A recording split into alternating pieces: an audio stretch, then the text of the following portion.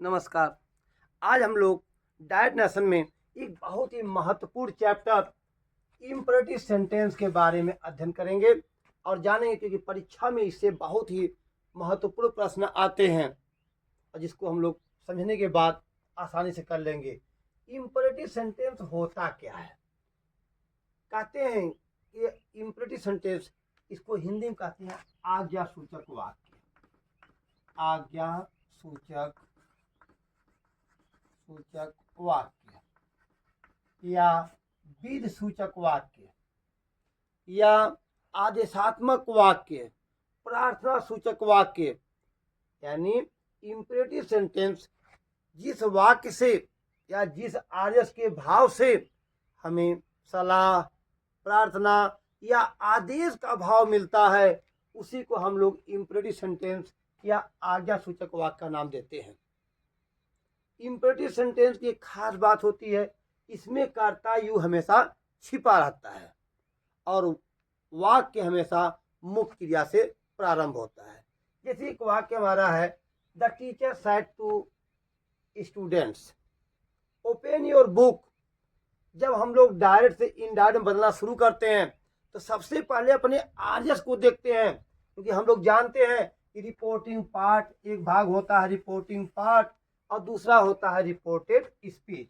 जो यह भाग हमारा है, यह हमारा रिपोर्टेड स्पीच का भाग है। इसी को देख करके ही तो हम लोग डायरेक्ट से इनडायरेक्ट परिवर्तन करते हैं। जो यह वाक्य हमारा देख रहे हैं, ओपन योर बुक, सबसे इस वाक्य की तो पहले एक खासियत देखिए, यह वाक्य मुख्य क्रिया से प्रारंभ हुआ है, पहली बात हो गई। दूसरी बात, इसमें कर्ता जो यू होता है वह छिपा हुआ है। यदि वाक्य मुख्य क्रिया से प्रारंभ हो, कर्ता यू छिपा हुआ हो और उससे आदेश, प्रार्थना या सलाह का भाव मिल रहा हो, तो वह वाक्य हमारा क्या होता है? Imperative sentence. जब हम लोग डायरेक्ट से इनडायरेक्ट बदलते हैं तो सबसे पहले अपने इसी आर्यस को, जो यह हमारा आर्यस है, इसको हम कहते हैं रिपोर्टेड स्पीच। इसी रिपोर्टेड स्पीच को देखते हैं कि यह वाक्य हमारा कैसा है। यदि यह वाक्य असर्टिव में होता है तो यहाँ पर हम साइड टू को टोल्ड कर देते हैं। यदि यह वाक्य हमारा इंट्रोगेटिव में होता है तो हम यहाँ साइड टू को आस्क या आस्क्ड कर देते हैं। लेकिन यदि यही आर्यस हमारा इम्परेटिव सेंटेंस में दे दिया जाए, जैसे कि नियम में कहते हैं कि यदि आर्यस इम्परेटिव सेंटेंस में दे दिया गया हो तो आर भी के स्थान पर यह हमारा आर भी है। रिपोर्टिंग पार्ट में जिस क्रिया का हम लोग प्रयोग करते हैं उसी क्रिया को हम लोग रिपोर्टिंग वर्ब कहते हैं। और यही रिपोर्टिंग वर्ब को हमने अभी बताया, कभी टोल्ड होता है, कभी टेल होता है, कभी आस्क होता है, आस्क्ड होता है। लेकिन आज आर्यस हमारा इम्परेटिव सेंटेंस में है तो हम क्या करेंगे? जैसा भाव मिले, यदि कोई बड़ा छोटे से कहता है तो वहाँ आदेश का भाव मिलता है, जैसे। और यदि कोई छोटा अपने बड़ों से कहता है कुछ तो वहाँ पर प्रार्थना का भाव मिलता है, और कोई बराबर की बात करता है, बराबर वाला कहता है तो वहाँ पर सलाह का भाव मिलता है। और कहते हैं ऐसे ही वाक्यों का यदि आदेश का भाव मिल रहा हो तो हम इस आर भी के स्थान पर, जहाँ पर हम लोग टेल या टोल्ड करते थे, अब वहाँ हम लोग आर्डर या आर्डर्ड का प्रयोग करेंगे। ध्यान दीजिए, यदि यह से रहता तो यहाँ हम आर्डर करते, यह सैड है तो हम आर्डर कर देंगे, सब पास्ट कर देंगे। उसी तरह से प्रार्थना के भाव पर क्या करेंगे? हम लोग रिक्वेस्ट या रिक्वेस्टेड कर देंगे। और यदि सलाह का भाव मिलेगा तो हम एडवाइस या एडवाइस का प्रयोग करते हैं। ध्यान दीजिए, इस वाक्य को देखिए, यहाँ पर टीचर कहने वाला है और बच्चे जो स्टूडेंट्स हमारे हैं वो सुनने वाले हैं, तो निश्चित ही है कि यहाँ पर आदेशात्मक भाव होगा। और यहाँ पर इसी स्थिति में इस आर भी के स्थान पर हम लोग आर्डर या आर्डर का प्रयोग करेंगे। और एक बात, यदि वाक्य में प्लीज, काइंडली, सर या मैडम जैसे शब्द आया हो तो कहते हैं कि उसमें प्रार्थना का भाव मिलता है। ऐसी दशा में इस साइड टू को, जो है हमारा प्लीज ओपन योर बुक शब्द आते हैं, तो उनको हम लोग रिक्वेस्ट या रिक्वेस्टेड कर देते हैं। और ऐसे वाक्यों में कंजक्शन के रूप में यदि वाक्य असर्टिव में होता था, आप लोग याद होगा, तो यहाँ पर हम लोग कंडीशन में डैट का प्रयोग करते थे। जब वाक्य हमारा इंपरेटिव हो गया और इंट्रोगेटिव में रहता था, तो हम लोग इफ या वेदर या उन्हीं प्रश्नसूचक शब्दों को कंजक्शन के रूप में लगाते थे, यानी रिपोर्टिंग पार्ट और रिपोर्टिंग स्पीच को जोड़ने के लिए कभी हमने डैट का प्रयोग किया, कभी इफ या वेदर का प्रयोग किया। लेकिन यदि वाक्य हमारा इंपरेटिव में होगा तो कंजक्शन रूप में हम लोग कराएंगे टू का प्रयोग करेंगे। यहाँ हम लोग टू का प्रयोग कर लेंगे। इतना ही नहीं, जैसे ही हम लोग कंजक्शन का प्रयोग करेंगे, कंजक्शन के बाद जो आरएस के वाक्य हमारे होते हैं, जो इसमें पर्सन आते हैं, वो पर्सन हमेशा जैसे बदलते थे SON के नियमानुसार 1 2 3 याद होगा आप लोगों को। फर्स्ट पर्सन है तो कर्ता के अनुसार, सेकेंड है तो कर्म के अनुसार, और थर्ड पर्सन है तो उसमें परिवर्तन नहीं होता। वह सेम हमारे नियम वैसे ही रहेंगे। इसमें कुछ वर्ड हमारे होते हैं, चेंज इन सम वर्ड के जब चैप्टर में पढ़ा रहे थे आप लोगों को, तो हमने उसमें बताया था कि हमारे कुछ ऐसे वर्ड होते हैं जो नज़दीक का बोध कराते हैं, उनका दूर का बोध कराने के लिए उन शब्दों में हम परिवर्तन कर देते हैं। यदि हमारे इस आरएस में वो शब्द आते हैं, उनका पहले जैसा ही परिवर्तन हम लोग करेंगे। ये हमारे होते हैं इंपरेटिव सेंटेंस को बदलने के नियम। कैसे इनको डायरेक्ट से बदलते हैं, जैसे एक वाक्य हमने आप लोगों को दिया है, the teacher said to students comma inverted comma open your book. अब इस वाक्य को हमें इन्हीं नियमों की सहायता से बदलना है। तो देखिए, सबसे पहला हम क्या करने जा रहे हैं, जब भी हम लोग डायरेक्ट से इनडायरेक्ट बदलेंगे, यह वाक्य हमारा क्या है, डायरेक्ट नेशन का है। अब इसे हम बदलने जा रहे हैं किसमें, इनडायरेक्ट में। चलिए एक वाक्य देख लीजिए आप लोग। अब इसको हम जब इनडायरेक्ट बदलने जा रहे हैं तो क्या करेंगे हम लोग, सबसे पहले अपने इस आरएस को देखेंगे।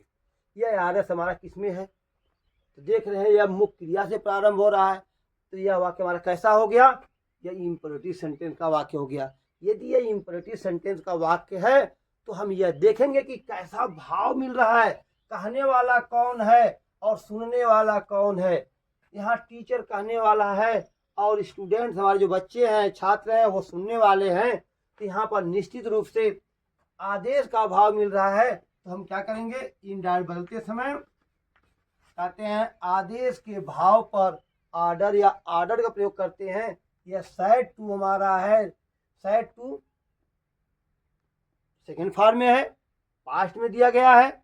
अगर यह पास्ट में है तो सेड का हम यहाँ ऑर्डर कर देंगे, तो द टीचर अब देखिए यही हमारा आर भी है, ऑर्डर या ऑर्डर पर ऑर्डर्ड हमने कर दिया। यदि यह वह से टू रहता, यहाँ हमारा से टू रहता, तो यहाँ पर निश्चित रूप से हम लोग ऑर्डर का प्रयोग करते। ही द टीचर ऑर्डर्ड स्टूडेंट्स हो गया हमारा। फिर एक काम तो हमने कर लिया। दूसरा काम देखिए, कंजक्शन के रूप में। अब इस वाक्य को इस वाक्य, दोनों वाक्यों को हमें जोड़ना है। जोड़ने के लिए कंजक्शन क्या लगता है, हम लोग टू का प्रयोग करते हैं। तो हमने कंजक्शन के लिए टू लगा दिया। The teacher ordered students to. Conjunction के बाद देखिए रूल, कंजक्शन के बाद आरएस के वाक्य को रूल्स ऑफ पर्सन तथा चेंज इन सम वर्ड के नियमों का पालन करते हुए। अब देखिए रूल्स ऑफ पर्सन क्या है, हम जोड़ने जा रहे हैं इसको। टू ओपन हम जोड़ देते हैं, हमने इसको जोड़ दिया। लेकिन हमने रूल्स ऑफ पर्सन कैसे पालन किया, यहाँ पर देखो पर्सन योर आ गया। जब वो योर आ गया तो हमारा क्या है, सेकेंड पर्सन है। इसी को यहाँ पर दिखाया गया रूल्स ऑफ पर्सन तथा चेंज सम वर्ड का पालन करते हुए। इस योर को हम लाए किसके पास, स्टूडेंट्स के पास लाए, यानी इसको हम इसके अनुसार कर्म के अनुसार बदलते हैं, सेकेंड पर्सन कर्म के अनुसार। तो हमने योर को स्टूडेंट से बदला, तो हमें यहाँ स्टूडेंट हमें डे मिला। लेकिन इस डे का क्या होता है, ये डे मिला हमें, यहाँ डे मिलेगा आपको। लेकिन इसको हम उसी केस में लिखेंगे जिस केस में योर है। तो योर हमारा संबंध कारक है, रिलेटिव केस में है, तो हमने देम का संबंध क्या किया, देयर कर दिया, THEIR, देयर बुक। इस तरह और लगा देंगे अंत में फुल स्टॉप। इस तरह से वाक्य हमारा डायरेक्ट से इनडायरेक्ट में बदल जाता है। ऐसे कुछ वर्ड और हम देखते हैं, वाक्यों को देखते हैं जिनको हम कैसे बदलते हैं।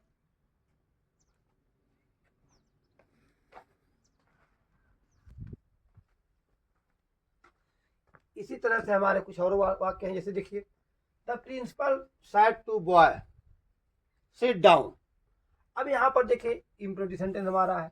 अब कहने वाला कौन? प्रिंसिपल। सुनने वाला कौन? बॉय। यहाँ पर प्रिंसिपल बच्चों से कह रहे हैं, लड़के से कह रहे हैं, निश्चित रूप से यहाँ पर आदेशात्मक भाव है, तो हम क्या करेंगे, इस सेड टू को आदेश के भाव पर क्या करेंगे हम लोग, ऑर्डर या ऑर्डर कर देंगे। The principal ordered boy. और कंजक्शन के रूप में टू का प्रयोग करते हुए शेष वाक्य को जोड़ देते हैं आदेश के, टू सीट डाउन। इस तरह से हमारा वाक्य इन डायट में बदल गया। अब दूसरा वाक्य देख लीजिए। Raju said to his father please give me 10 rupees. यहाँ पर प्लीज शब्द आ गया है और वाक्य मुख्य क्रिया से भी प्रारंभ हो रहा है, इम्परेटिव सेंटेंस है। इस सेड टू को हम क्या करेंगे, कैसा भाव मिल रहा है, प्लीज, काइंडली, सर, मैडम, प्रार्थना का भाव। राजू रिक्वेस्टेड हिज फादर हमने कर लिया, क्योंकि देखिए राजू अपने पिताजी से कह रहा है कि मुझे कृपया 10 रुपये दे दीजिए। यहाँ पर प्रार्थना का भाव मिल रहा है, साइड टू को हमने रिक्वेस्टेड कर दिया। Raju requested his father. ऐसे वाक्यों में कंजक्शन के रूप में टू का प्रयोग करते हैं और टू के बाद जो मुख्य क्रिया हमारी जहाँ शुरू होती है उसको जोड़ देते हैं, टू गिव। अब आप लोग कहेंगे प्लीज क्या हुआ, प्लीज को हमने भावानुसार रिक्वेस्ट पर बदल दिया, तो टू गिव, यहाँ पर मी आ गया, मी फर्स्ट पर्सन राजू के पास, तो राजू से हमें हिम मिल गया, टू गिव हिम 10 रुपीज। हमने यहाँ पर 10 रुपीज लगा दिया और लगा दिया हमने फुल स्टॉप। इसी तरह से अगला वाक्य है, the doctor said to the patient take the medicine twice a day. Doctor ने रोगी से कहा कि दवा को दिन में 2 बार लेना है आपको। तो डॉक्टर जी हमेशा क्या करते हैं, रोगी को सलाह ही देते हैं, या सलाह का भाव है, तो हमने क्या किया, द डॉक्टर एडवाइड द पेशेंट टू, कंजक्शन में टू लगा दिया, टेक द मेडिसिन। इसी वाक्य को हम पूरा टोटल जोड़ देंगे, to take the medicine twice a day. इस तरह से हमारा बदल गया। अगला है, Ravi said to his servant don't go out. यहाँ पर रवि ने क्या किया, अपने नौकर को बाहर जाने से मना किया। यहाँ मना करने का भाव है। यदि वाक्य में मना करने का भाव मिले तो हम लोग पहले तो कर लीजिए, रवि ऑर्डर, यहाँ भाव मिल रहा है, क्या रोगी से करा तो वो नौकर कर रहा है, Ravi ordered, ORDERED, ordered his servant. यहाँ पर नॉट शब्द आ गया है, डोंट नॉट आ गया है। इस नॉट को कंजक्शन से पहले लगा देंगे, क्योंकि हम जानते हैं कंजक्शन के बाद मुख्य क्रिया लिखना पड़ता है। तो हमने टू का प्रयोग कर लिया, टू गो आउट। अब इसको हम एक मना करने के भाव पर, नियम होता है कि मना करने के भाव पर जहां हम लोग रिक्वेस्ट का प्रयोग करते थे, जहां पर हम लोग ऑर्डर का प्रयोग करते थे या सलाह एडवाइस का प्रयोग करते थे, अब वहां पर हम लोग फॉरबिड या फॉरबिड का प्रयोग करेंगे। अर्थात यहाँ पर जो है मना करने का, फॉरबिड मना करने का भाव होता है, तो हम इसको ऐसे भी कर सकते हैं, रवि फॉरबिड। सेकेंड फॉर्म है, जहाँ साइड हम लोग ऑर्डर लिख देते हैं वहाँ फॉरवर्ड करेंगे, Ravi forward his servant to go out. इस तरह से मना करने के भाव पर ध्यान दीजिएगा। मना करने के भाव पर 2 भाव आते हैं। एक तो यदि हम चाहते हैं ऑर्डर का प्रयोग करना चाहते हैं, तो नॉट को हम कंजक्शन से पहले लगा देंगे। Servant, Ravi order is servant, servant not, sorry यहाँ पर हमें नॉट लगाना था, नॉट टू गो आउट कर देना था। और दूसरी बात, Ravi forward his servant to go out, यहाँ फॉरवर्ड से जो हमने लगाया, इसे मना करने का भाव ऑटोमेटिक इसे मना करने के लिए फॉरवर्ड होता है, ये हमारा हो गया। अब वाक्य में हम देखते हैं, यदि वाक्य में लेट का प्रयोग कर दिया जाए तो उसको हम कैसे बदलेंगे।